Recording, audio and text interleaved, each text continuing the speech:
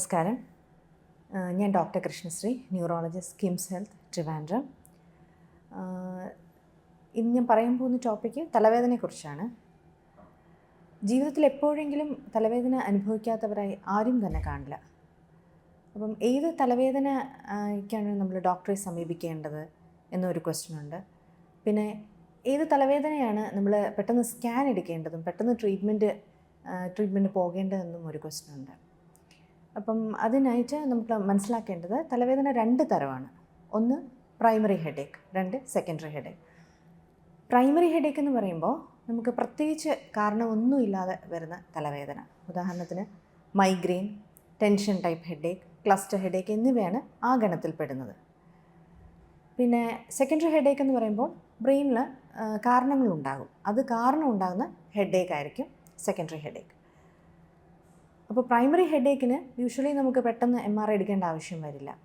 അതിൻ്റെ pattern change വരുമ്പോൾ മാത്രമേ MRI ആവശ്യം വരൂ.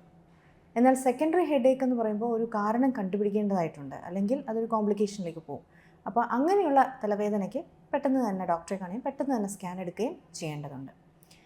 അപ്പോൾ ഒന്ന് നമുക്ക് പ്രൈമറി ഹെഡേക്കിലേക്ക് കടക്കാം. അതായത് പ്രത്യേകിച്ച് കാരണമൊന്നുമില്ല എന്ന് പറയുന്നു. അത് നമ്മൾ ഫസ്റ്റ് ഏറ്റവും കോമൺ ആയിട്ട് കാണുന്ന മൈഗ്രെയിനാണ്. മൈഗ്രെയിൻ എന്നാൽ ചെന്നിക്കുത്ത്. അപ്പോൾ നമ്മുടെ തലയുടെ ഒരു വശം അല്ലെങ്കിൽ കണ്ണിൻ്റെ പുറകിൽ നിന്ന് ആരംഭിക്കുന്ന തലവേദന വളരെ കാഠിന്യത്തിലേക്ക് പോകും. ഒരു 4 മണിക്കൂർ മുതൽ 72 മണിക്കൂർ വരെ ചിലപ്പം നിൽക്കാം. ഈ തലവേദന എന്ന് പറയുമ്പോൾ നമുക്ക് ലൈറ്റിൽ നോക്കാൻ ബുദ്ധിമുട്ട് വരും, സൗണ്ട് കേൾക്കുമ്പോൾ ഇറിറ്റേഷൻ വരും, പെട്ടെന്ന് ഇരുട്ടത്ത് എവിടെയെങ്കിലും കിടക്കാനായിരിക്കും തോന്നുക. ഇതിനോടനുബന്ധിച്ച് ഛർദിൽ വരാം, അല്ലെങ്കിൽ ഓക്കാനം വരാം. ഛർദ്ദിച്ച് കഴിയുമ്പോഴോ അല്ലെങ്കിൽ കണ്ണടച്ചൊന്ന് കിടന്ന് കഴിയുമ്പോഴോ ഒരാശ്വാസം തോന്നാം. പക്ഷേ നല്ല കഠിനമായ തലവേദന ആയതുകൊണ്ട് ദൈനംദിന ജീവിതചര്യകളിൽ ബുദ്ധിമുട്ട് അനുഭവിക്കും. അപ്പോൾ ഇത് 2 തരമായിട്ട് പറയും, ഓറ ഉള്ളതും ഓറ ഇല്ലാത്തതും. ഓറ എന്ന് പറയുമ്പോൾ അതിൻ്റെ ലക്ഷണങ്ങൾ, ഒരു തലവേദനയ്ക്ക് ഒരു 30 മിനിറ്റിന് മുമ്പ് കുറച്ച് ലക്ഷണങ്ങൾ വരും. അതായത് അതൊന്നുകിൽ വിഷ്വൽ, അതായത് നമുക്ക് എന്തെങ്കിലും മിന്നൽ പോലെ പാസ് ചെയ്ത് പോവുകയോ അങ്ങനെ തോന്നാം, അല്ലെങ്കിൽ ഒരു ഭാഗം തളരുന്ന പോലെ തോന്നാം, അല്ലെങ്കിൽ ഒരു ഭാഗം മരവിപ്പ് പോലെ തോന്നാം, അല്ലെങ്കിൽ ബാലൻസ് പെട്ടെന്ന് നഷ്ടപ്പെടുന്ന പോലെ തോന്നാം, അല്ലെങ്കിൽ വയറിൽ നിന്ന് എരിച്ചിൽ വരുന്ന പോലെ തോന്നാം. ഇതൊക്കെ കഴിഞ്ഞായിരിക്കും ഈ ശക്തമായ തലവേദന ആരംഭിക്കുന്നത്. ഈ ലക്ഷണങ്ങളൊന്നും ഇനിഷ്യലി വരുന്നില്ലെങ്കിൽ അത് വിത്തൗട്ട് ഓറ എന്ന് പറയുന്ന ഗണത്തിൽപ്പെടുന്നു. ഇനി ടെൻഷൻ ടൈപ്പ് ഹെഡേക്ക് എന്ന് പറയുമ്പോൾ അത് മൈഗ്രെയിൻ്റെ അത്രയും കാഠിന്യമുള്ളതല്ല. അത് ശരിക്കും ഒരു തുണി അല്ലെങ്കിൽ ഒരു ബെൽറ്റ് തലയ്ക്ക് ചുറ്റും വലിച്ച് മുറുക്കി കെട്ടുന്ന ഒരവസ്ഥ ടെൻഷനോടനുബന്ധിച്ച് വരാം. അപ്പോൾ ഇത് ശരിക്കും എത്ര ഡ്യൂറേഷൻ വേണമെങ്കിലും അതിന് സംഭവിക്കാം, മണിക്കൂറുകൾ, ചിലപ്പോൾ മിനിറ്റുകൾ, അങ്ങനെ വരാം. ഇനി ക്ലസ്റ്റർ ഹെഡേക്ക് എന്ന് പറയുമ്പോൾ അത് ശരിക്കും പിന്നെ ഒരു ക്ലസ്റ്റർ പോലെയാണ് വരുന്നത്. ഒരു വർഷത്തിൽ കുറച്ച് മാസങ്ങൾ വരും, പിന്നെ അത് കഴിയുമ്പോൾ അടുത്ത വർഷമായിരിക്കും വരുന്നത്. അങ്ങനെ അത് കറക്റ്റ് ഒരു സമയത്തായിരിക്കും വരുന്നത്. 9 മണിയെങ്കിൽ എല്ലാ ദിവസവും 9 മണിക്കായിരിക്കും വരുന്നത്.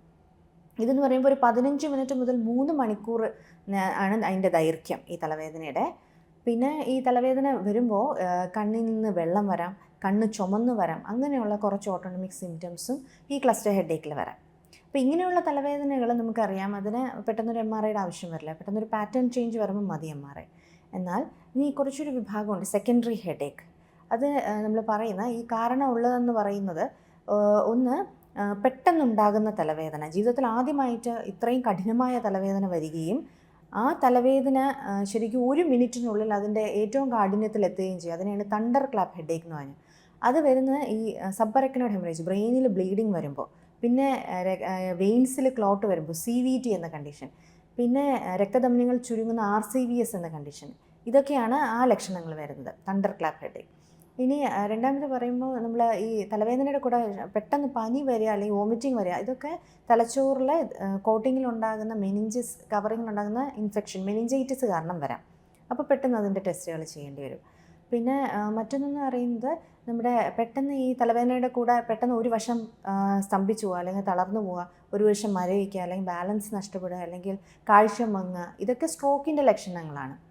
പിന്നെ ഇനി അടുത്തത് നമുക്ക് എമർജൻസി ആയിട്ട് ഉള്ളതെന്ന് വെച്ചാൽ ഈ പ്രഗ്നൻസി, അല്ലെങ്കിൽ പ്രഗ്നൻസി ഇമ്മീഡിയറ്റ് ഡെലിവറി കഴിയുമ്പോൾ പോസ്റ്റ്മോർട്ടം പീരീഡിലുണ്ടാകുന്ന തലവേദന.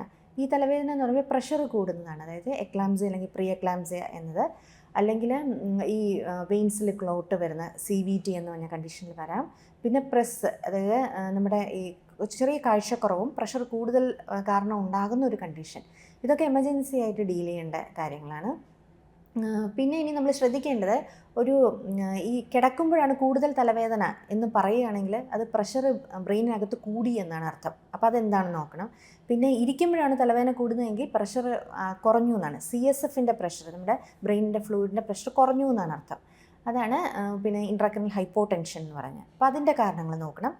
പിന്നെ ഇനി ഒരു ആക്സിഡൻറ്റ് കഴിഞ്ഞ ഒരു വ്യക്തിക്കാണ് പെട്ടെന്ന് ഹെഡേക്ക് വരുന്നതെങ്കിൽ അത് അതിനകത്ത് വീണ്ടും ബ്ലീഡിങ് ബ്രെയിനിൽ വന്നിട്ടുണ്ടോ എന്ന് നോക്കേണ്ടതുണ്ട്. പിന്നെ ഈ അസിട്രോം, വാർഫാറിൻ തുടങ്ങിയ ഗുളികകൾ കഴിക്കുന്ന പേഷ്യൻസ് ആണെങ്കിൽ അവർക്ക് INR ചെക്ക് ചെയ്യണം. അവർക്ക് തലവേദന ഉണ്ടെങ്കിൽ ബ്ലീഡിങ് ഉണ്ടോ എന്ന് നോക്കേണ്ടി വരും. പിന്നെ മറ്റൊന്നെന്ന് പറഞ്ഞാൽ ഈ ക്യാൻസർ പേഷ്യൻസിന് തലവേദന വരുവാണെങ്കിൽ അവർക്ക് ഈ ക്യാൻസറിൻ്റെ സ്പ്രെഡ് നമ്മുടെ തലച്ചോറിൽ വന്നിട്ടുണ്ടോ എന്ന് നോക്കേണ്ടി വരും. മറ്റൊന്ന് ഈ HIV പേഷ്യൻസ് ഒക്കെ ആണെങ്കിൽ അവർക്ക് തലവേദന വരുവാണെങ്കിൽ ഇൻഫെക്ഷൻസ് ഒരു പോസിബിലിറ്റിയാണ്. അതായത് നമുക്ക് ബാക്ടീരിയൽ, വൈറൽ, ഫംഗൽ, പ്രോട്ടോസോൽ അങ്ങനെയുള്ള എന്ത് ഇൻഫെക്ഷൻസ് വേണമെങ്കിലും വരാം. പിന്നെ ഇനി ചുമയ്ക്കുമ്പോഴോ തുമ്മുമ്പോഴോ ആണ് തലവേദന വരുന്നത്, അങ്ങനെ ചില ആൾക്കാരുണ്ട്. അപ്പോൾ അവർക്ക് ജനിതകമായിട്ടുള്ള ആർണോൾഡ് ചിയാരി മാൽഫോർമേഷൻ അങ്ങനെ ഒരെണ്ണം ഉണ്ടോ എന്നുള്ളത് ചെക്ക് ചെയ്യേണ്ടി വരും. അപ്പോൾ ഇതൊക്കെയാണ് നമ്മൾ ഇങ്ങനത്തെ തലവേദനകൾക്കാണ് നമുക്ക് പെട്ടെന്ന് എമർജൻസി ആയിട്ട് ഡോക്ടറെ സമീപിക്കുകയും പെട്ടെന്ന് അതിനുള്ള ഇൻവെസ്റ്റിഗേഷൻസ് ചെയ്യുകയും ചെയ്യേണ്ടത്. ഇനി തലവേദന നമുക്ക് എങ്ങനെ അത് ട്രീറ്റ്മെൻറ്റ് വിഭാഗം നോക്കാം. നമ്മൾ പ്രൈമറി ഹെഡേക്ക് പറഞ്ഞല്ലോ. ഈ പ്രൈമറി ഹെഡേക്കിൽ ശരിക്കും മൈഗ്രെയിൻ ആകാം, ടെൻഷൻ ടൈപ്പ് ആകാം, ക്ലസ്റ്റർ ആകാം.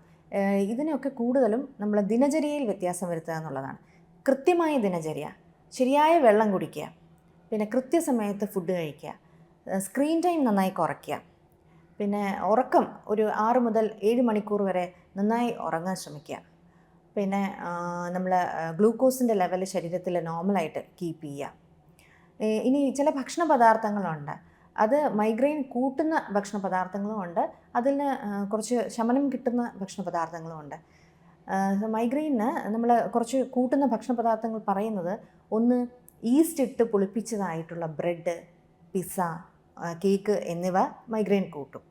പിന്നെ ബിയർ, വൈൻ, ആൽക്കഹോൾ തുടങ്ങിയ ബിവറേജസ് കൺസ്യൂം ചെയ്യുമ്പം മൈഗ്രെയിൻ തലവേദന കൂടാറുണ്ട്. പിന്നെ മറ്റൊന്ന് നമ്മുടെ ഈ ടൈറമിൻ കണ്ടൻറ്റ് അടങ്ങിയ പ്രോസസ്ഡ് ആയിട്ടുള്ള മീറ്റ്, ചീസ് അങ്ങനെയുള്ള പിന്നെ ചോക്ലേറ്റ്, ഇതൊക്കെ മൈഗ്രെയിൻ കൂട്ടും, തലവേദന കൂട്ടും. പിന്നെ മറ്റൊന്ന് പറയുന്നത് നമ്മുടെ കോഫി, കോള തുടങ്ങിയ കഫീൻ കണ്ടൻറ്റ് അടങ്ങിയ സംഭവങ്ങൾ കഴിക്കുമ്പോഴും തലവേദന കൂടാറുണ്ട്.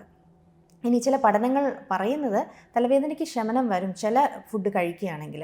ഉദാഹരണത്തിന് നമ്മുടെ മഗ്നീഷ്യം കണ്ടൻറ്റ് അടങ്ങിയ ചില ഫുഡുണ്ട്, മുഴുധാന്യങ്ങൾ, എണ്ണ, ബദാം, നിലക്കടല, വാഴപ്പഴം, ഇതൊക്കെ. പിന്നെ മറ്റൊന്ന് ട്രിപ്റ്റോഫാൻ എന്ന അമിനോ ആസിഡ് അടങ്ങിയ തവിട് കളയാത്ത അരി, പിന്നെ ബദാം, എള്ള്, ഇതൊക്കെ വളരെ നല്ലതാണ്. പിന്നെ ഈ ഒമേഗ 3 ഫാറ്റി ആസിഡ് അടങ്ങിയ ചെറിയ മീൻ, പിന്നെ olive oil, flax seed oil, ഇവയെല്ലാം നല്ലതാണെന്നാണ് പറയുന്നത്.